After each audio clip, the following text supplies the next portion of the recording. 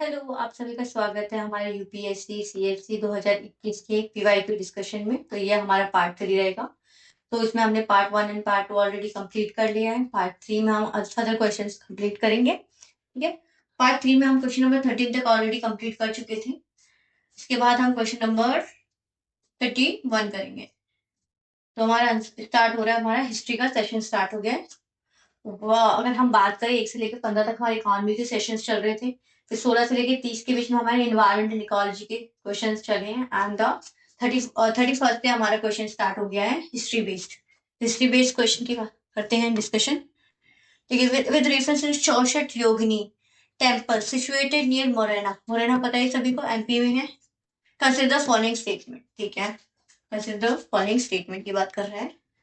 Statement ले आते हैं। ठीक है, ये रहा। Consider following statement. नीचे से पढ़ते थे।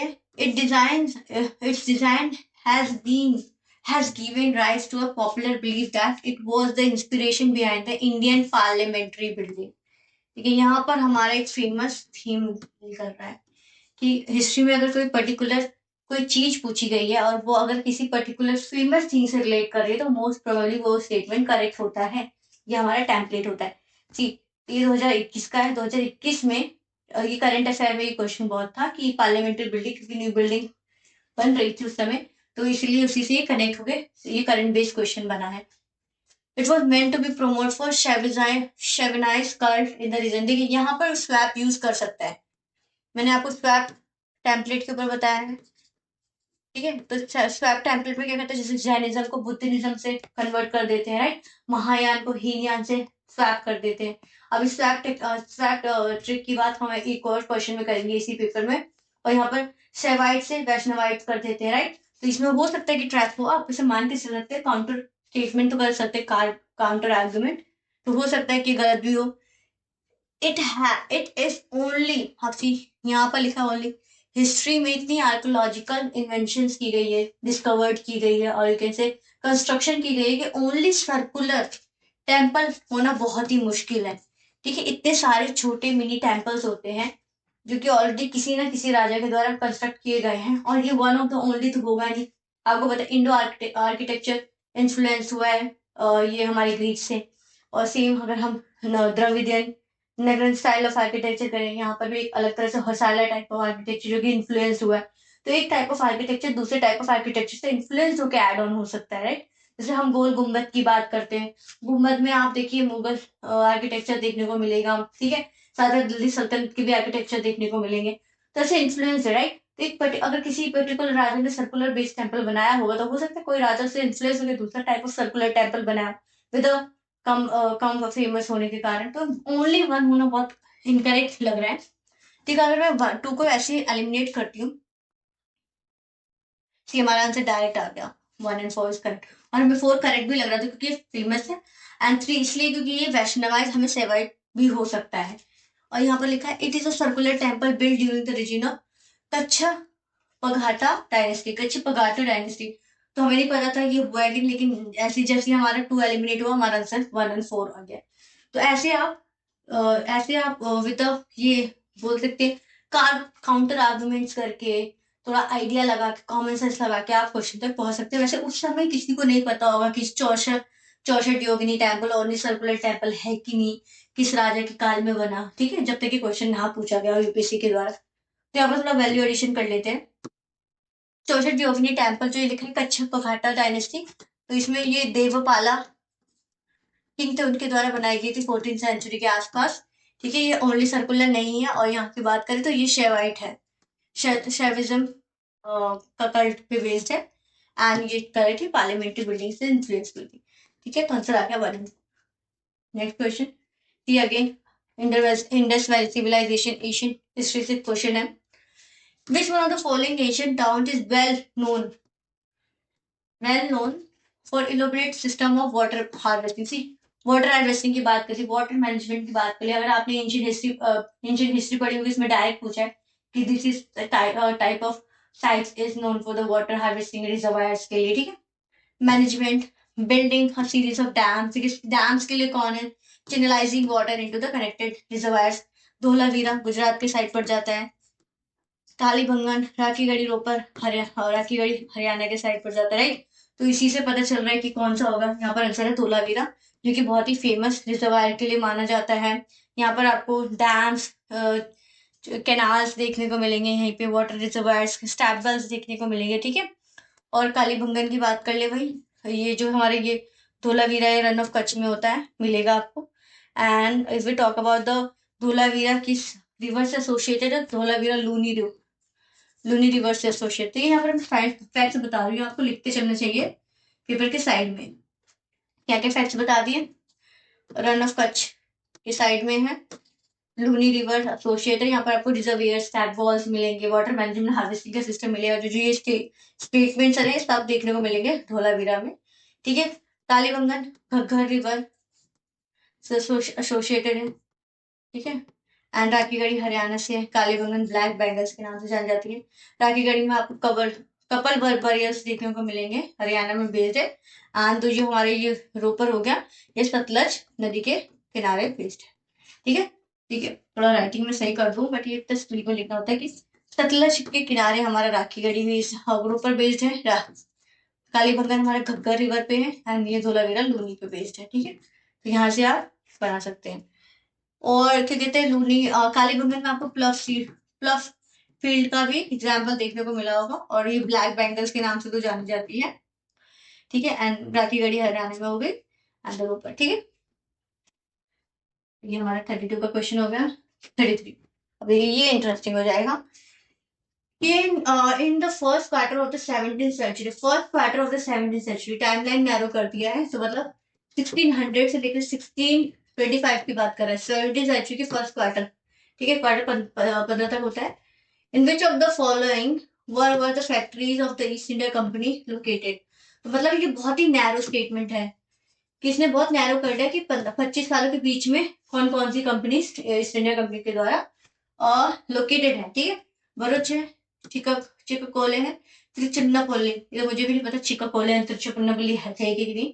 तो इसमें अगर ये नैरो है, अब देखिए इसमें ऑल थ्री तो है नहीं, ठीक है। अब इसमें ऐसी स्टेटमेंट में आप मिनिमम 1 ले सकते हैं, मैक्सिमम 2 ले सकते हैं, कि हो सकता है कि 25 साल के इंटरवल पे आपको ये मिले हो, ठीक है। अगर मैं देखूं, ठीक है, तिरुचिन्नापल्ली तो मैंने सुना भी नहीं था कि ईस्ट इंडिया कंपनी की ऐसी कोई कंपनी है कि नहीं लोकेटेड, जैसे कंपनी फैक्ट्रीज है कि नहीं। तो जैसे मैंने 3 को एलिमिनेट किया, मुझे 1 2 एंड 1 मिला था। और मुझे जितना पता है कि 1 2 हो सकता है, बट भरूच मोर सुना सुना लग रहा था, तो मैंने 1 लगाया था, and it is correct. Bharuch is only 16 से लेकर 1625 के समय भरूच स्टैब्लिश हुई थी। तो इसमें हम थोड़ी इसकी और फैक्ट्री देख लेते हैं। इसकी आगरा में थी, अहमदाबाद में थी, ठीक है, मसूलीपट्टनम में देखने को मिलेगी आपको। इस टाइप ऑफ कंट्री आपको इसकी देखने को मिलेंगे। ये भी बात करें ईस्टर्न में कौन कौन से थे, जैसे कि यहाँ पर मसूलीपट्टनम हो गया, ठीक है। एंड मसूलीपट्टनम के साथ यहाँ पर आगरा वागरा हमने देख लिया। और अगर इसकी और कंपनी भरूच की भी देख लिया, हुगली में भी थी इनकी कंपनी, ठीक है। मसूलीपट्टनम हो गया, आगरा, भरूच, एंड बड़ोदरा हो गया, बड़ोदरा में भी थी, आगरा, अहमदाबाद, ये देख लिया हमने। तो ये these are the capitals which is associate with the, ठीक है। And Haripura is also related with this, and Pulicat, ठीक है। तो Haripura and Pulicat is also related to this, ठीक है। तो ये इनके फेमस फैक्ट्रीज हो गई, ठीक है। तो ये जब जब ऐसे टाइमलाइन को बहुत नैरो कर देते हैं, तो ऐसे में आपको बहुत ही कम स्टेटमेंट होगा जो करेक्ट होगा। आपको ज्यादा से ज्यादा एक ही मान के चलना है, क्योंकि ऐसे नैरो में बहुत कम ऐसी कंपनीज फैक्ट्रीज लोकेटेड हुई होंगी, ठीक है। 34 में देखिए अगेन भर भर के हिस्ट्री का क्वेश्चन है, पूरा टाइमलाइन बेस्ड है। इसमें भी आपको देखिए ऐसे क्वेश्चन में जो बहुत ही फैक्चुअल होते हैं, उसके लिए तो आप लूसेंट डायरेक्ट कर सकते हैं। ये एक रिकमेंडेशन है कि आप लूसेंट पढ़ सकते हैं। लूसेंट तो बहुत ज्यादा क्वेश्चन फैक्चुअल इन्फॉर्मेशन सॉल्व हो जाती है। फैक्चुअल इन्फॉर्मेशन के लिए आपको कोई स्टैंडर्ड बुक फॉलो करनी पड़ेगी, और हिस्ट्री के लिए Lucent the one of the best book, ठीक है।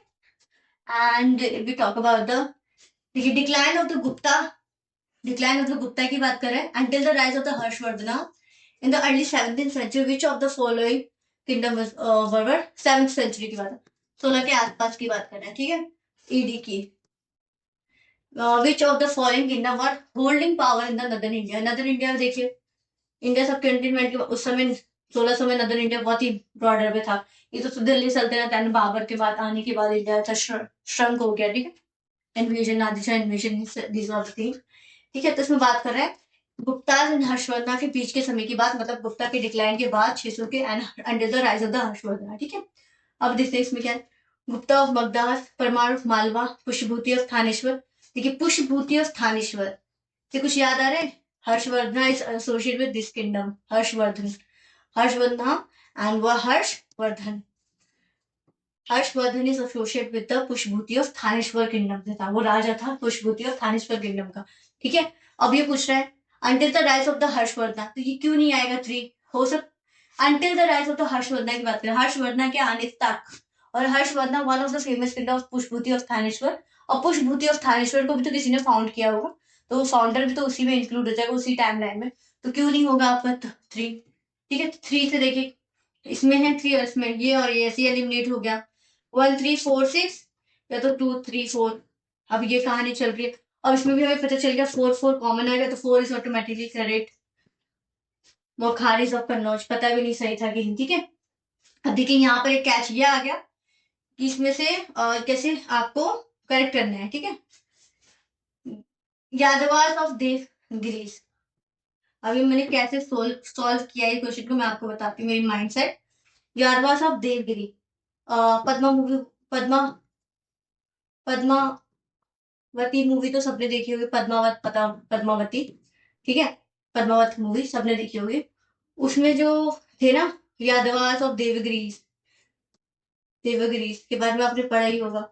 उसी पे अलाउद्दीन खिलजी ने अटैक किया था अपने southern expedition through the Malik Kafur. और जो पता है अलाउद्दीन खिलजी 1200 1300 के बीच के टाइम लाइन में आया था, तो 600 में कैसे आ जाएंगे? अगर 600 में होते तो ये यादवास ऑफ देवगिरी कब आते, टाइप। तो ये वैसे भी हमने एलिमिनेट कर दिया 5, जैसे मैंने 5 को हमारा, ठीक है, 5 को एलिमिनेट किया, ठीक है। तो देखिए एक तो आपका, इसमें मैं आपको 3 ऑफ द स्टेटमेंट बता रही, या तो आप 5 से एलिमिनेट कर सकते थे, या तो आपको पता हो जाए हर्षवर्धन और पुष्पभूति डायनेस्टी से रिलेटेड थे, एक ऐसे हो जाएगा। अब अगर आपको ये भी नहीं पता हर्षवर्धन पुष्पभूति डायनेस्टी से रिलेटेड थे, तो आप ये वाला फंडा यूज कर सकते हैं जो मैंने पद्मावती वाला फंडा बताया। तो इसमें से अगर मैंने 5 को एलिमिनेट कर दिया तो इसमें भी तो हमारा 5 5 जा रहा है। अगर हम बीसी में बचे तो इससे तो पता चल गया कि बीसी में से कोई एक ही आंसर होगा 50-50 बेस, और 4 तो कॉमन ही आ गया, तो 4 तो करेक्ट ही होगा। अब मैत्रास ऑफ वल्लभी, अब वल्लभी देखिए जैनिज्म बुद्धिज्म का बहुत अच्छा सेंटर था, यहाँ पर काउंसिल भी हेल्ड हुई है वल्लभी में, ठीक है। And if you talk about the Guptas of Magadha, Guptas of Magadha, उसमें क्या बोल रहे हैं, decline of the Guptas and the rise of the Harshvardhan के बीच की समय की बात कर रहा है, ठीक है। और अब बताइए जब गुप्ता का डिक्लाइन हुआ हो तो ऐसा तो होगा नहीं कि गुप्ता पूरे 0% से पूरे डिक्लाइन हो गए होंगे। पोस्ट गुप्ता एज की भी बात करें हम, तो पोस्ट गुप्ता एज में हो सकता है उसके छोटे मोटे सब्सिडरीज अभी भी पावर में हो, जैसे कि हम if you talk about the Mughal dynasty, तो मुगल डायनेस्टी में औरंगजेब के बाद भी तो बहुत सारे छोटे मोटे राजा बने हुए थे पावर में, तो हो सकता है गुप्ता के, हो सकता है नहीं, सब होता ही है कि गुप्ता हो सकता है मेन लैंड से गुप्ता तो चलेगा, लेकिन उनके गुप्ता के छोटे मोटे राजा अभी भी रूल कर रहे हो, तो ऐसा तो है नहीं गुप्ता पूरे 0 लेवल पे ही पूरे खत्म हो गए हो। तो ये भी हम इसमें आंसर में इंक्लूड कर सकते हैं, और कहाँ पर 1 है, तो ओनली ऐसे 20 स्टेटमेंट है जो कि 1 3 एंड 4 इज इंक्लूडेड। और मैंने वल्लभी की बात की जो जैनिज्म एंड बुद्धिज्म का था, और जो कि 600 के आसपास ही ये देखने को मिल रहा था काउंसिल वाले, ठीक है। तो ये हमारा ऐसे आया आंसर। तो ये मैंने 3 4 वे बताए, और हमें नहीं पता परमार और मालवा कब आए थे, लेकिन कुछ बुद्धि और धारणे में देखिए ये वाला एंड ये वाला फंडा तो हमें इसी से मिल गया। कैसे हमारे क्वेश्चन के स्टेटमेंट से ही हमारा ये पता चल गया कि क्या क्या इससे कनेक्टेड है। गुप्ताज और मगधा, ठीक है, डायरेक्ट तो पूरे रोज नहीं हुए हटे नहीं होंगे, तो ये 1 ऑफ द इसका होगा। तो 1 तक मैं आ गई, फॉर एग्जाम्पल मैं दूसरा आइडिया लगा के देख रही हूँ, ठीक है। तो 1 तक तो मैं आ गई, ठीक है, कि हो सकता है ये इसके साथ कनेक्ट हो, ठीक है। जबकि मैं 1 तक आ गई तो मेरा 1 1 इसमें था, और मुझे पता पुष्पभूति और थानेश्वर इसी से रिलेटेड है हर्षवर्धन से, तो और ये क्या लिखा है इसमें 3 भी होगा, ठीक है। 3 ओनली इसमें थे, ठीक है। मैं 3 तरह से मैं आपको बता रही हूँ, तीनों टेम्पलेट में हमारा आंसर बी ही आ रहा है, तो ऐसे आप डिफरेंट टेम्पलेट से भी कर सकते हैं। तो आंसर हो गया बी, ठीक है। And Guptas of Magadha and Paramars of Malwa and Pushpabhuti of Thaneshwar, Maukharis of Kannauj, Yadavas of Devagiri and Maitrakas of Vallabhi. ये आंसर आ गए आपके, ठीक है।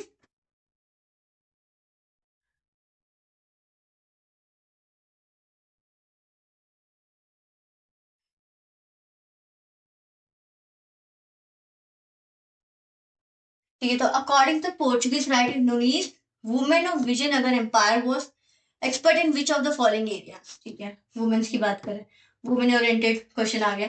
तो नूनी से कोई ट्रैवल हो गया, विजयनगर एम्पायर के समय में आए थे, तो पूछ रहे नूनीज में कोई राइटर है, कुछ लिखा होगा, तो उस हिसाब से विजयनगर एम्पायर में वुमेन किस किस चीज में एक्सपर्ट थी। सी, अब इसमें हमें तो नहीं पता ना वुमेन्स किस किस चीज में एक्सपर्ट थे, राइटर्स तो सब कुछ लिख नहीं सकते। तो अगर एक वुमेन भी रेसलर होगी। अब देखिए विजयनगर एम्पायर की बात में आपने संगम डायनेस्टी से संगम डायनेस्टी पे वॉर एथिक्स की बात की थी ना, वॉर एथिक्स की, you can ethical code of conduct की बात की थी संगम लिटरेचर में। तो आपने उसमें एक वर्ड सुना होगा कि जब राजा हार जाते हैं युद्ध में, तो वो अपने आप को ही सेक्रीफाइस कर देते हैं थोड़ी फास्टिंग के समय में। I am forgetting the keyword of that this phenomena. ठीक है, तो उसी से देखिए, जब ऐसे ऐसे वॉर एथिक्स की बात करिए, तो इतने एथिकल सोसाइटी थी संगम के समय में, पीरियड के समय में। तो उसके बाद जो ये हमारे ये राइज हुए थे सदर्न इंडिया में, बहुत ही इगैलिटरी टाइप ऑफ सोसाइटी देखने को मिलेगा मोस्ट ऑफ द एम्पायर में। तो देखिए नूनिस ने वही बात की कि कौन कौन से वुमेन्स एक्सपर्ट थे, जो रेसलिंग में थे, एस्ट्रोनॉमी में थे, अकाउंटिंग में थे, स्कूलिंग में थे, जज भी थे, राइट। तो ऐसी बात की गई है। तो अगर इसमें से वन वुमेन भी किसी चीज में इन्वॉल्व हुई तो स्टेटमेंट करेक्ट हो जाएगा। तो इसमें ऐसे स्टेटमेंट में आपको ब्रॉडर सोचते हुए डी लगाना है, all of the above is correct, right. तो नूनिस की बात करें तो विजयनगर एम्पायर के समय में जब ये नूनिस आए थे, उस समय वहां के राजा थे अच्युत देव राया। ठीक है,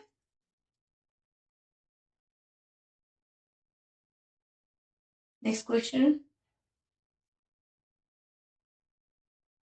हमें मंडापल्ले के बाद पूछी गई, मंडापल्ले आंध्र प्रदेश में है, विच ऑफ द फॉलोइंग स्टेटमेंट्स कर। अब देखिए मंडापल्ले, जब तक ये क्वेश्चन में नहीं आया था किसी को नहीं पता मंडापल्ले किससे रिलेटेड है। Madam Blavatsky and colonel Olcott set of headquarter of the philosophical society first year. ठीक है, हो सकता है इससे रिलेटेड हो। Rabindranath Tagore translated national anthem from Bengali to English है। ये देखिए, ये कोई बड़ी बात नहीं है अगर मैं बात करूँ, ठीक है। अगर इसमें आप कैसे एलिमिनेट कर सकते हैं, थोड़ा सा ट्रिक लगा के, कि इतना कोई बड़ा कुछ हुआ होगा तभी तो ये एग्जाम में पूछ रहे हैं। ऐसा तो नहीं कोई छोटा माइनर चीज हुआ होगा तो वो पूछे। और हेडक्वार्टर थियोसॉफिकल सोसाइटी तो बहुत जगह स्टैब्लिश हुई होगी, तो इसमें बड़ी बात क्या है, ठीक है। तो इसको हम वैसे भी एलिमिनेट कर सकते हैं। अब Rabindranath Tagore translated national anthem from the Bengali. अब ये बड़ी बात है कि नेशनल एंथम की बात की गई है, ठीक है, तो ये वन ऑफ द बड़ी बात।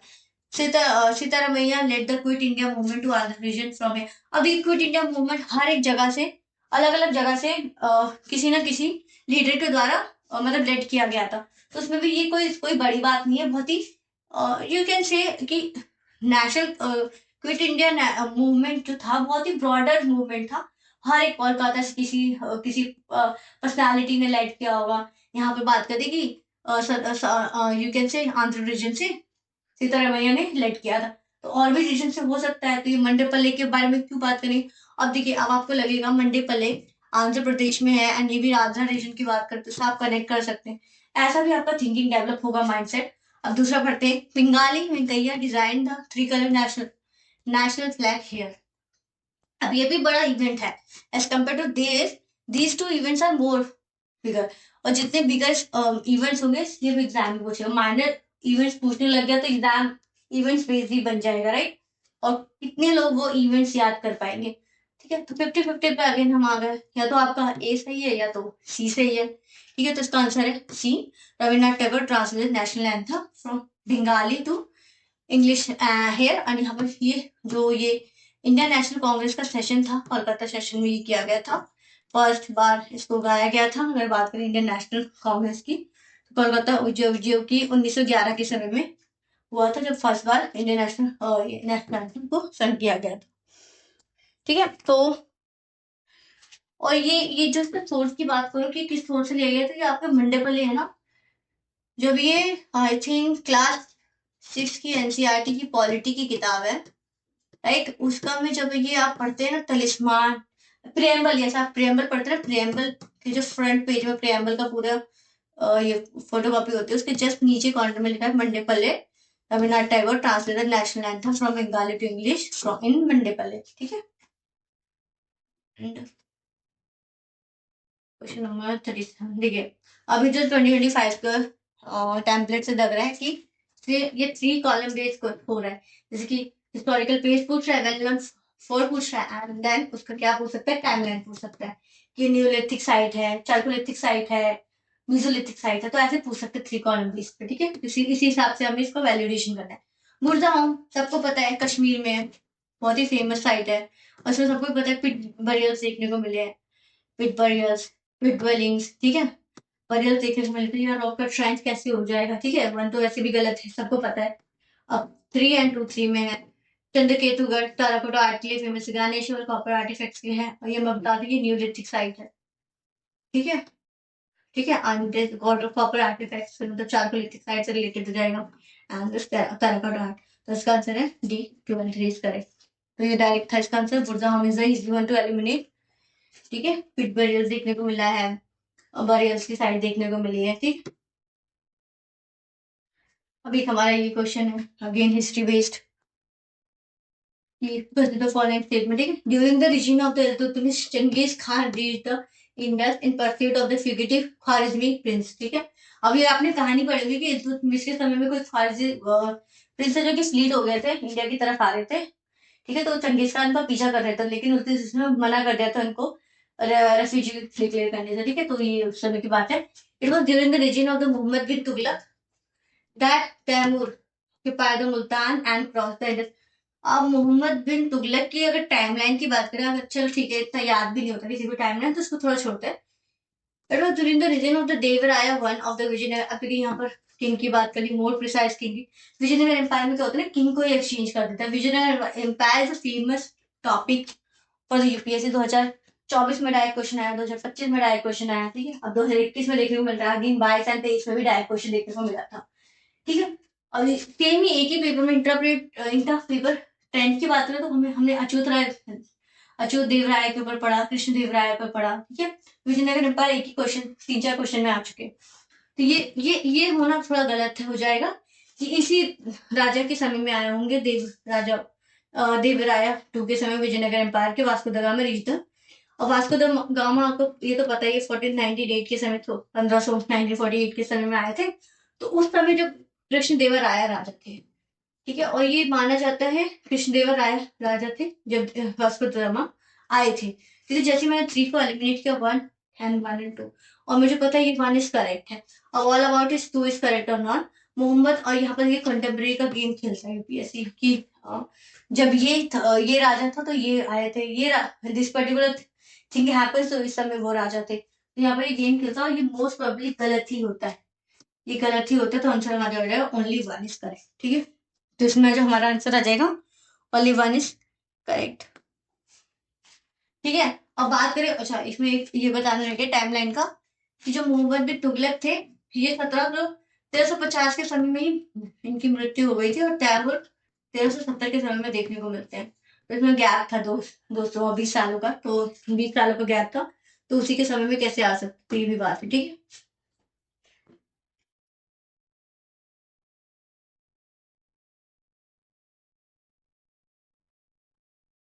ठीक है, देखिए हमारा ये वाला आ गया। ठीक है, करेक्ट पूछ रहा है ये रहा। तो Saint Francis Xavier was one of the founding member of the Jews Jesuit order. ठीक है, वन ऑफ द, हो सकता है और भी वन ऑफ द होना, कोई बड़ी बात नहीं है।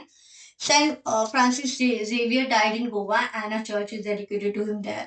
ठीक है, feast of Saint Xavier is celebrated in Goa each year. अब देखिए ये दोनों ऐसे लग रहा है कि कनेक्टेड है, कि वो वहां पर मरे थे इसलिए वहां पर उनका चर्च बना दिया गया, और वही वही हर साल उनकी मृत्यु दिवस पे, मतलब ठीक है, सेलिब्रेशन होता है गोवा में। ठीक है, ठीक है, उनके मतलब मेमोरी को सेलिब्रेट कमेमोरेट करने के लिए। ठीक है, बर्थ एनिवर्सरी समथिंग होगा, फीस्ट वहां पर अरेंज होती है हर साल गोवा में। अब यहाँ पर कैच ये कि ये गोवा में डाइड हुए थे, इसलिए वहां पर चर्च बनाया गया। हो सकता है सेंट जेवियर, उस समय क्रिश्चियनिटी भी बहुत थी, जब पोर्चुगल्स गोवा में थे तो क्रिश्चियनिटी बहुत फ्लरिश थी। तो हो सकता है कि सेंट जेवियर बहुत ही इंपॉर्टेंट चर्च रिलेटेड पर्सनैलिटी हो, बट वहां पर वो गोवा में मरे एंड वहीं पर उनका वो हो गया, मीन्स जैसे कि ये डेडिकेटेड चर्च बन गया, थोड़ा मुश्किल है। एंड ये one of the founding member, तो लग रहा है कि हो सकता है 1 इज करेक्ट, जैसे मैंने 2 को करा eliminate. And all of the 3 होना बहुत ही मुश्किल है, क्योंकि डाटा ओरिएंटेड है, तो 1 and 2 and 1 and 3 अगेन हम 2 and 3 में रह गए। तो ये लग रहा है कि हर साल बनाया जाता है, हम देख सुनते भी है कि गोवा में बहुत सेलिब्रेट किया जाता है क्रिश्चियनिटी बेस्ड, उसी पे बेस्ड होगा। तो अगर मैं 2 and 3 से बात करूँ तो 3 is more likely to be correct one. तो ऐसे आप मोस्ट प्रोबेबली में अगेन देख सकते हैं कि मोस्ट अप्रोप्रिएट मोर करेक्टली कौन सा आपको साउंड कर रहा है। एंड अगर इसकी बात करूँ तो चाइना में डाइड हुए थे एंड चर्च में इनका चर्च डेडिकेटेड हुआ था गोवा में, ठीक है। तो करेक्ट वर्जन देख लिया एंड 2 है 1 and 3 is the correct statement,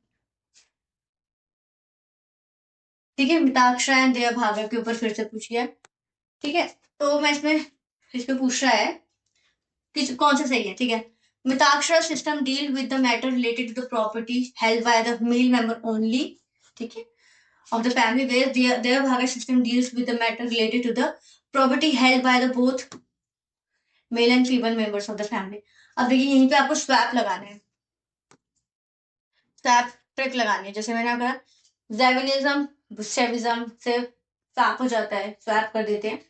western you can say Mahayana Hinayana से हो जाता है, बुद्धिज्म जैनिज्म से हो जाता है, वैष्णवाइट सेवाइट से हो जाता है, ठीक है।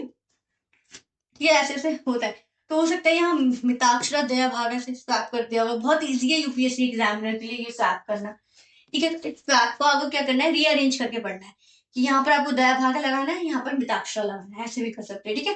और यहाँ पर ओनली वर्ड है, हो सकता है ओनली एक्सट्रीम लेके जा रहा है। तो मैंने एक्सट्रीम मानते हुए 3 को एलिमिनेट किया, 1 and 2 एंड 2 इज का यहाँ पर मेरा तो फंडा आ रहा है कि विच of the following is the correct statement about this, ठीक है। तो यहाँ पर अगेन देते हैं 2 करते हैं। In the Mitakshara system the sons can claim the property during the lifetime of the father, where the bhaga system it is only after the death of the father that the sons can claim the right of the property, ठीक है। ये भी यहाँ पर भी only word है। Mitakshara was a civil law for the upper caste and their bhaga was a criminal law, मतलब civil law for the lower caste. अब यहाँ पर ये थोड़ा मुश्किल है, पर इसका आंसर हो जाएगा बी, क्योंकि यहाँ पर एलिमिनेट भी नहीं कर सकते, लेकिन आप स्वैप कर सकते हो। तो स्वैप आप सब जगह पे करेंगे तो गलत हो जाएगा। ठीक, यहाँ पर इस सती का जो ये चलता है ना, सती जो विडोज होती थी, तो विडोज के लिए एक मिताक्षरा एंड दया भागा सिस्टम बनाया गया था। जब उनके हस्बैंड की डेथ हो जाती थी तो वो प्रॉपर्टी क्लेम कर सकते थे, उनके पास राइट थी अकॉर्डिंग टू दया भागा सिस्टम। इसलिए ये आपको वेस्ट बंगाल साइड बहुत देखने को प्रेवलेंट मिलता है and Mitakshara test of the India में प्रेवलेंट थे। तभी तो सती आपको वेस्ट बंगाल की साइड बहुत देखने को मिलती है। After the death of the husband sati prevalent हो जाती है and because of the women's can claim the property right after the death of the husband, ठीक है, in the West Bengal side. तो ये कहानी थी। तो इसमें क्या हो गया, हमारा 2 एलिमिनेट है इस कहानी को जोड़ते हुए। और ये हमारा गलत है, लोअर कास्ट और अपर कास्ट का कोई कहानी नहीं था। Dayabhaga and Mitakshara both are both मतलब प्रेजेंट थे कास्ट में, ठीक है, बहुत लोगों के लिए प्रेजेंट था। और यहाँ पर ये ओनली से हम थोड़ा एलिमिनेट कर दिया, बट यहाँ पर भी ओनली था, तो इसको आप देख सकते थे, ठीक है। तो ये 40 क्वेश्चन हो गया एंड देन 41 यहाँ पर आ गया है। तो ये 41 हम नेक्स्ट पार्ट में स्टार्ट कर लेंगे, क्योंकि यहाँ पर थोड़ा ओवरलोडेड क्लासेस हो गई because of the history question. Continuously 10 question history के ही रहे हैं। सो इसके बाद हम अपना नेक्स्ट पार्ट लाएंगे, तो उसमें हम नेक्स्ट आगे की further continuation of this UPSC CSC 2021 के पार्ट को कंटिन्यू करेंगे, ठीक है। So thank you everyone for watching this session and stay tuned for next classes. Thank you everyone.